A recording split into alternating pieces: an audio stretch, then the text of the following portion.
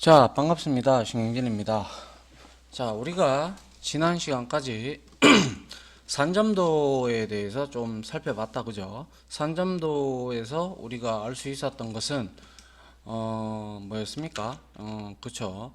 이 그룹 간의 관계도 알아낼 수가 있었고, 그리고 pairs하고 plot이라는 함수를 통해서 우리가 이렇게, 어, 두 변수의 관계를 좀 알 수가 있었죠, 그죠? 이번에는 해야 될 게 상관 분석인데요. 말 그대로 상관 분석은 앞에 산점도를 기준으로 해서 분석이 이루어지는 걸 우리가 상관 분석이라고 하는데요. 한번 보도록 하죠. 자, 먼저 상관 분석과 상관 계수가 있습니다. 그래서 한번 보도록 합니다. 자동차의 중량이 우리가 커지면 연비가 감소하는 추세. 이게 잘못된 것 같은데, 그죠? 연비가 이 연비는 증가하죠, 그죠? 이거 잘못됐네요. 증가하는 추세가 되는 거죠. 맞습니까? 네, 맞죠. 자동차의 중량이 커지면 연비가 감소하는 추세. 맞죠? 왜냐? 제가 잠깐 잘못 생각했네요. 연비가 감소하는 추세를 제가 잘못 봤고요. 이게 이제 그거잖아요, 그죠? 자, 자동차의 중량이 커지면 커질수록 연비는 떨어진다, 이렇게 저는 생각을 했는데 이 말이 그 말인데 제가 잠깐 딴 생각을 하고 있었나 봅니다. 여튼 이와 같이 자동차의 중량이 커지면 연비가 감소하고 자동차의 중량이 커지면 커질수록 연비는 올라갑니다. 그죠? 연비는 자동차의 중량이 감소할수록 연비는 좋아지는 거고 이건 나빠지는 거죠. 그래서 이러한 추세의 모양이 라인이죠. 그죠? 선 모양이어서 중량과 연비는 선형적 관계에 있다라고 우리가 표현을 흔히 하는데요.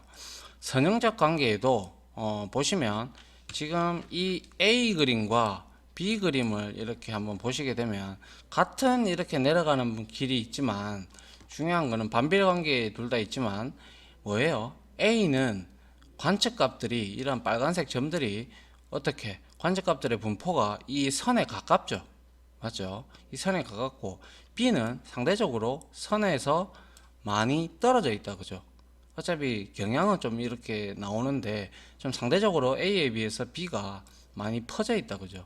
그래서 이런 걸 볼 때 우리는 이런 것을 A 같은 관계를 우리가 강한 선형 관계라고 하고 이거는 좀 이거보다 약하죠. 그죠? 그래서 이제 약한 선형적 관계가 이렇게 될 수가 있는 거죠. 아시겠죠? 그래서 이제 이렇게 상관 분석이라고 하는 것은 correlation analysis라고 해서요. 우리가 나중에 보면 correlation에서 상관 계수를 구하는 함수가 바로 코어 함수인데요.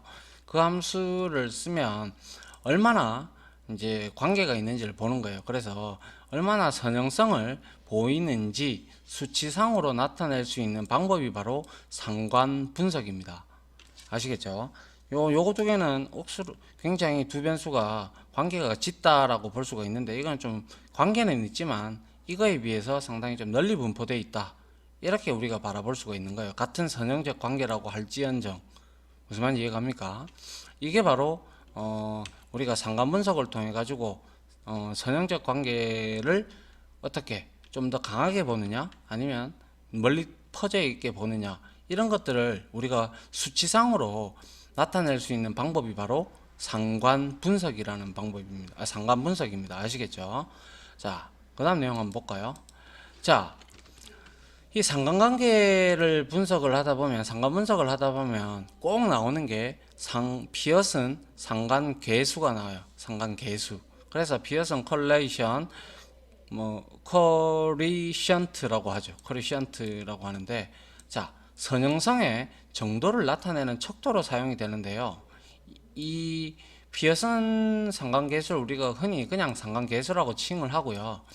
이 R 값이 이렇게 계산을 쭉 이렇게 해보시면 저도 수학은 잘 못하는데 한번 이렇게 쭉 계산을 해보시면 항상 얘의 범위는 마이너스 1에서부터 양수 1 사이입니다. 아시겠죠? 그래서 만약에 얘가 양수보다 크다, 양수보다가 아니죠. 0보다 크다. 그러면 얘는 양의 상관관계 해서 얘는 정비례 관계를 지니고 있거든요. x가 증가하면 y도 증가한다 이래 되고요. 음의 상관관계는 0보다 적을 때예요. 그래서 음의 상관관계는 자 x가 증가하면 y는 감소하는 반비례 관계에 있는 거예요. 그래서 예를 들면 상관계수가 1이라고 가정을 한다면 1이라고 하면 x와 y는 완전한 선형적 관계에 있는 거예요. 완전 밀집되어 있는 그냥 상관 분석을 하게 되면 완전 동일하게 봐야 되고요. 그리고 자 마이너스 0.90이죠. 반비례로 완전히 이렇게 붙어버리는 거예요. 그래서 보통 마이너스 0.5 미만이거나 혹은 1에 가까우면 가까울수록 얘 둘이는 상관계수가 그 범위에 속하게 되면 상당히 상관성이 높다라고 우리가 판별을 합니다. 뭐 특별하게 딱히 수치는 그렇게 정해지지는 않았지만 대충 그렇게 본다는 거죠. 그래서 R이 1이나 혹은 마이너스 1에 가까울수록 X와 Y의 상관성은 높다. 이렇게 우리가 볼 수가 있는 겁니다. 그게 무슨 말이냐? 나중에 상관 분석을 좀 디테일하게 하다 보면 종속 변수와 뭐 독립 변수 뭐 이런 얘기가 나오는데요. 거기에서 그 변수들 간의 관계를 따지다 보면 1 값이 나오는 1하고 마이너스 1 사이에서 값들이 여러 값들이 나오는데요. 거기에서 뭡니까? 마이너스 1이나 혹은 플러스 1에 가까울수록 우리는 이 두 개가 아주 상관성이 짙다 이렇게 판단을 한다는 거죠. 일단은 상관계수가 뭔지는 아시겠죠? 이제 요거를 우리가 보면 압니다. 자, 뒤에 한번 보죠. 자, 그 다음 한번 봅니다. R을 이용한 상관계수의 계산인데요. 자, 요거 한번 봅니다.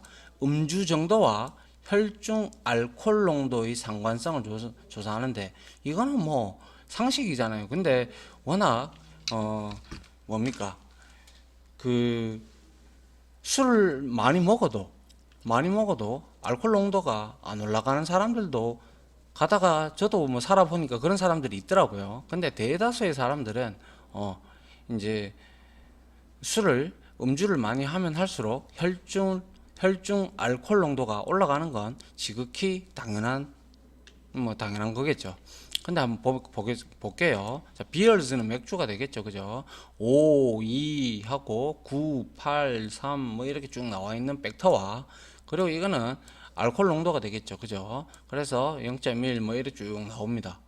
그렇다면 여기에서 이 데이터를 가지고 우리가 이렇게 값을 줬어요. 벡터를 줬어요. 그죠? 둘 다 숫자형 벡터가 되겠죠. 그리고 이 두 개를 가지고 데이터 프레임을 만들고요. 플롯 했어요. 그러면 bar하고 이제 beers 이렇게 돼 가지고요. 데이터를 이렇게 여기에 tbl에 있다라고 이렇게 우리가 줬죠. 이거 산점도잖아요. 그죠? 그 다음에 lm이 나오는데요. lm 함수는요. 뭐냐면 두 변수의 선형관계 역시 lm도 이렇게 이제 두 개의 변수를 가지고 어디에 있는지 데이터 소스를 가져다 주면 얘가 선을 제공을 하거든요. 그래서 두 변수의 선형관계를 잘 나타낼 수 있는 선의 식을 자동으로 찾아주는 역할을 하는 함수가 바로 lm 함수입니다. lm 함수. 그래서 여기서 두 변수의 선형관계를 잘 나타내는 선의 식을 우리는 회귀식이라고 합니다. 회귀식. 회귀식의 뭔지는 나중에 우리가 회귀분석 따로 할 건데요. 회귀분석 그때 따로 할 때 디테일하게 한번 알아보고요. 일단 선이 이렇게 그어진다라는 걸 이제 lm 함수고요. 그리고 AB 라인은 그 위에서 lm을 통해서 우리가 만들었던 그 회귀식을 가지고 산점도 위에 회귀선을 그리는 함수입니다.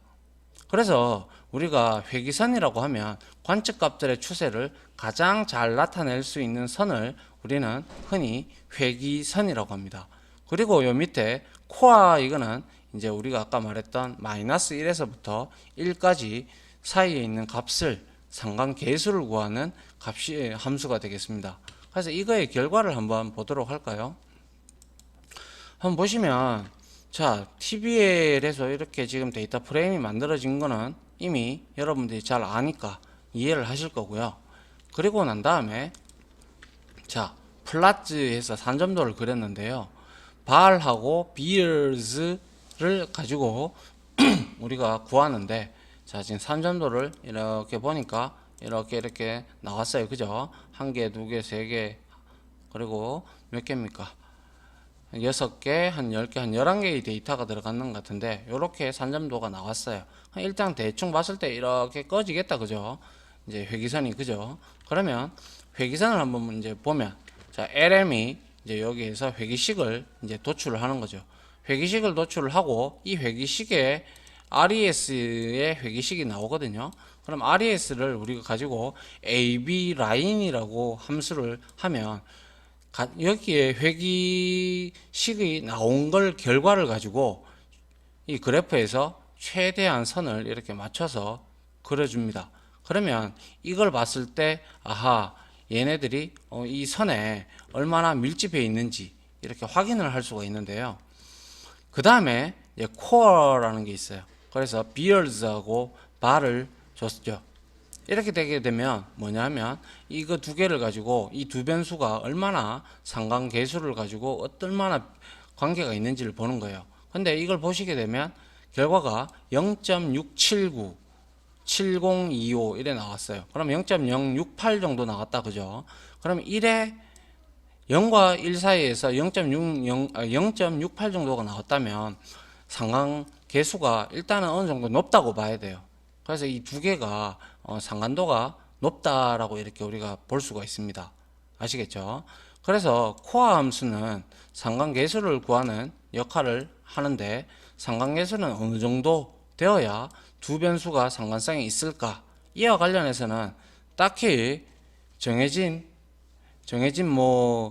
게 없어요. 하지만 상관계수 값이 0.5보다 크거나 혹은 0.5보다 마이너스 0.5보다 작으면 두 변수는 상관성이 일단 높다고 보는 게 일반적인 관례입니다. 아시겠죠? 그래서 지금 0.679 그럼 0.68 뭐 또 반올림하면 한 0.7 정도 되는데, 0.7이면 상당히 1에 가깝죠. 0보다는 1에 상당히 가까운 편에 들어가기 때문에 혈중 알코올 농도와 그리고 이 뭡니까? 자기가 마신 술, 그러니까 음주량에 따라서 이 혈중 알코올 농도는 상관성이 짙다라고 이렇게 판단을 내리는 겁니다. 어느 정도 이해가 가십니까? 이게 바로 상관계수, 그리고 회기선, 그리고 LM을 통해서 회기식을 도출해서 그 회기식을 가지고 회기선을 그리는 게 바로 AB 라인이고요. 그리고 코어라는 함수는 말씀드렸다시피 상관계수를 구하는 함수가 되겠습니다. 이게 바로 피어슨 상관계수가 되겠죠. 그래서 보통 0.5보다 크거나 혹은 마이너스 0.5보다 작을 때, 제가 아까 말씀드린 바와 같이 마이너스 1에 가깝거나 혹은 양수 1에 가까울 때, 그때 우리는 비로소 이거는 가깝다 이렇게 보는 겁니다. 무슨 말인지 이해가시죠? 이게 상관계수가 높다라고 하면 두 개의 뭡니까? 변수의 상관성은 높다라고 보는 게 일반적인 관례입니다. 됐나요? 자, 그 다음 한번 볼까요? 자, 코어하고 아이리스 했어요. 자, 아이리스 우리 그거 세팔랭스 그리고 꽃잎하고 이런 관계죠. 그죠? 근데 여기에서 자, 코어에서 여기다가 우리가 지금 4개의 컬럼 값을 줬다. 그죠? 아시다시피. 그래서 4개의 종 빼고요. 그죠? 스페시즈 빼고 세팔랭스부터 베탈 위드스까지 이 각각의 상관성을 분석을 하는데, 한번 보죠. 보면 세팔랭스하고 세팔랭스끼리 하면 이거는 역시 1이 나올 수밖에 없겠고요. 그리고 역시 베탈 위드스하고 하면 1이 나올 수밖에 없어요. 그런데 중요한 거는 베탈 랭스도 각각 자기 것끼리는 이렇게 1이 나오는데, 여기에서 이걸 한번 보시죠. 이거 0.9628 나왔어요. 그죠? 그럼 이거는 그냥 반올림하면 1과 유사하죠. 그죠? 그래서 페탈 위드스와 페탈 랭스는 보시다시피 상당히 상관성이 제일 짙어요. 그죠? 맞습니까? 너무너무 짙다. 그죠? 그래서 이거는 페탈 랭스가 길면 길수록 페탈 위드스도 넓어진다는 사실은 우리가 이미 확인을 해본 바가 있다. 그죠? 산점도를 통해서. 그런데 이제 그 말고도 우리가 대충 살펴보면 세팔 랭스하고 페탈 위드스, 페탈 랭스, 페탈 위드스도 높고요. 그 상관도가. 그죠? 또한 여기에서도 봐도 여기서는 이것도 어떻게 보면 마이너스 1에 지금 가깝지는 않잖아요. 이건 별로 관계가 없다라고 볼 수가 있겠고, 요것도 상당히 높네요. 그죠? 페탈 랭스와 세팔 랭스가 서로 좀 많이 상관성이 짙다, 이렇게 우리가 바라볼 수가 있을 거고, 페탈 위드스와 세팔 랭스도 역시 상관성이 짙다라고 볼 수가 있겠네요. 맞습니까? 자, 그래서 결과론적으로 결과를 분석해 보면 4개의 변수가 X축, Y축 방향으로 나열이 되어 있고요. 두 변수가 만나는 게 바로 상관계수가 표시가 되어 있는데, 페탈 랭스가 요거죠. 그죠? 요거하고, 그리고 세팔 위드스가 요거네요. 그럼 요거네요. 그죠? 세팔 위드스. 자, 상관계수 값이 마이너스 0.428 정도이며, 여기서 이거는 별로 마이너스 1에 별로 안 가깝기 때문에 이거는 극히 상관성이 있다라고 보기는 좀 그렇고요. 여튼 여기서 가장 상관성이 높은 변수는 바로 페탈 랭스 요거하고 뭐였습니까? 페탈 위드스 요거죠. 요 값이네요. 그죠? 요 값이 0.962 정도로 거의 1에 가까운 결과를 볼 수가 있는데요. 그 말은 즉슨 그만큼 상관성이 상당히 높다라는 걸 의미합니다. 그래서 이거는 1에 가깝기 때문에 둘이 이렇게 정비례를 한다라고 바라볼 수가 있는 겁니다. 무슨 말인지 이해 가시죠? 그러면 이렇게 우리가 코아라는 함수를 이용해서 상관계수를 이렇게 얻어내면, 아하, 어떠한 변수들 간에 이러한 관계가 있는지 우리가 분석을 해낼 수가 있다라는 그 말씀을 드리고 싶습니다. 자, 이해가 되셨나요? 정리를 좀 하자면, 여기에 상관분석과 상관계수는 상당히 이제 친밀도가 있고, 분석을 하기 위해서 상관계수가 들어오는 거였고요. 그래서 이 상관계수는 이제 1과 그리고 마이너스 1 요 사이에 있는 값을 의미하고요. 그리고 역시 마이너스 1에 가깝거나 혹은 1에 가깝거나 할수록 XY는 두 변수는 이제 상관관계가 상당히 높다, 이렇게 우리가 바라보면 됩니다. 아시겠죠? 그리고 이제 요거 예제를 봤을 때 우리가 이렇게 나옴을 알 수가 있네요. 그래서 여기에서 LM 함수, 이거는 회기식 도출하는 거고요.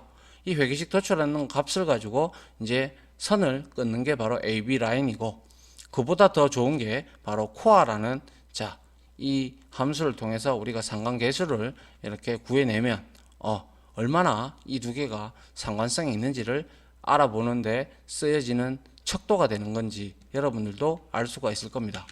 그래서 이렇게 보면 이러한 결과를 나왔다는 게 여러분들이 코아 함수를 통하든 아니면 앞에서 산점도를 통해서 LM 함수를 통해서 회기식 도출해서 혹은 그래서 AB 라인을 통해서 꺼보면, 이거는 강한 선형적 관계다 혹은 약한 선형적 관계다, 이런 것들을 여러분들이 확인을 해 볼 수가 있겠죠.